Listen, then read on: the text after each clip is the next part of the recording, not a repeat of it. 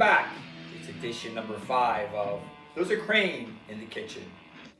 In today's episode, we're going to go over a dessert.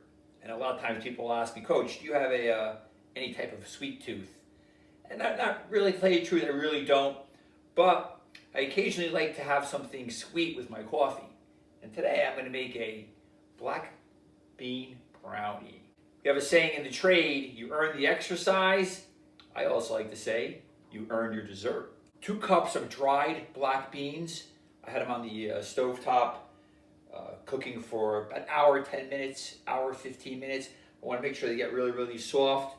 I'm going to take them and put them into the blender. As you can see, the steam coming off them. I want to make sure they're nice and soft. That's why I cooked them for about an hour, 15. These aren't canned beans. Black beans, dry. They come in a bag, but they also are found in the canned beans section. I want to get them nice and pureed. Got to make sure they're nice and liquidy, because they're going to create the batter for the brownie. After taking a couple turns, I want to liquefy the beans a little bit more. I'm going to add 2 eggs, 2 whole eggs, teaspoon of vanilla. I added a 1/4 cup of coconut oil. Oh yeah, you can see that's really going to help with the liquefying of the beans. This recipe is going to make roughly 16 brownies, about 1 inch high. You can cut them up any way you want. Could be 16, could be 8, could be 1 giant brownie if you like. You can see I'm taking the spoon and pushing down the sides. It's going to make a very, very creamy brownie. Very enjoyable, especially with your large cup of coffee. I think 1 more rotation should do it.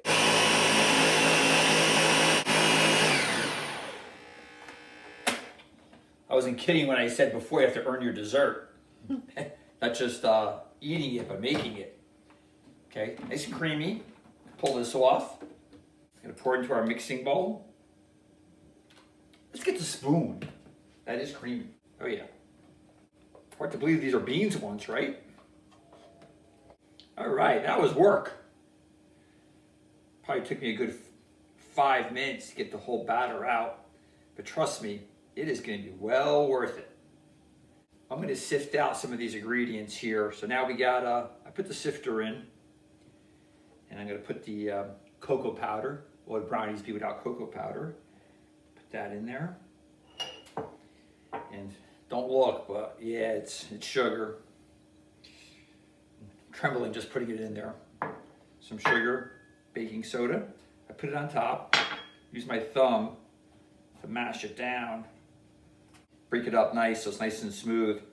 Now, I'm not a big fan of sugar, but sometimes we'll use honey in this recipe to give this some sweetness. But today we're going with some sugar. Real special treat during this lockdown period of time. Sift it out. It's like mining for gold. Okay, everybody's just about in. And I'll put a pinch of cinnamon in. Yeah, I do struggle saying it, cinnamon. Okay, now I bring back my spoon out. I'm gonna mix all this up. That's a lot of fun, actually. Oh yeah, I can smell that chocolate, wow. I don't even like chocolate, it smells delicious. See, it's really like fudgy. Again, it's hard to believe at one time these were beans in here. This one you really gotta work for, guys. I'm not gonna lie to you. So once you make them, you can put them in the refrigerator, chill them. You could have them. Have guests over, or just you can enjoy them yourself. But this is, wow, look how nice that looks. Look at that texture. Really fudgy. Boy, and if you want to get a little arm workout in, get those forearms nice and pumped, this is the way to go. I know a lot of pitchers back in the old days would take their fist, they'd push it into rice, a bucket of rice to really work on their forearms. Just to do the trick just the same. The batter is nice and whipped, hand whipped. I've got my cooking pan. Now, I got parchment paper here. You could also spray the pan if you like. But anytime I work with these confectionery delights, I always like to use parchment paper. think for this one, I probably should have worn my apron. First, I gotta get an apron. This will also be a great way to celebrate after we get out of the lockdown, and we can come back in and train. But I miss everybody very much. Can't wait to have everybody come back in, back to exercising, training. Okay. Over the top, put a 85% bar of chocolate. The higher the percentage, the darker the chocolate. This is 85. The more bitter, better it is for you. Sounds about right, right? And it's all ready to go. Now, next step, I'll put it into the oven. Been preheating the oven at 350. So we'll put that right into the oven. It's gonna cook up for about 40 minutes. So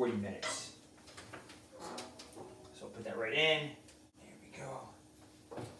And everyone's favorite, Alexa, set the timer for 40 minutes, please. 40 minutes, starting now. I'll see you back in 40 minutes.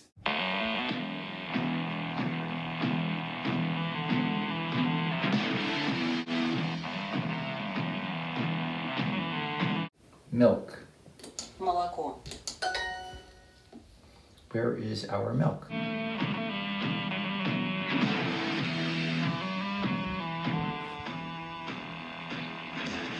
All right, I'm back. And during these times, trying to find, people find different things to do while they're in a quarantine situation.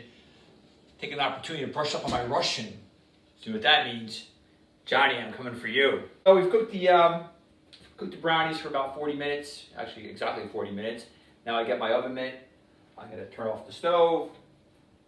Always turn off the stove first. Sometimes I make the mistake of going in with the stove on. Great way to singe your eyebrows. Alrighty. And there we go. One giant brownie right now. I'll let it cool for about 30 minutes, and then we're gonna cut it into 16 individual brownies. And again, like I said, you can put them in your refrigerator, enjoy them individually, or if you have some guests over for a get-together or something, you can serve them as a great dessert. All right, the 40 minutes is up. The brownie now is being ready to be cut. I just want to say this is definitely the most ambitious of the recipes I've done. Hopefully you'll enjoy it. As we come to end of this episode, there's a sign that hangs up on our kitchen wall that says, "Give thanks. Unknown blessings already on their way." I'll see everybody really soon, and bon appetit.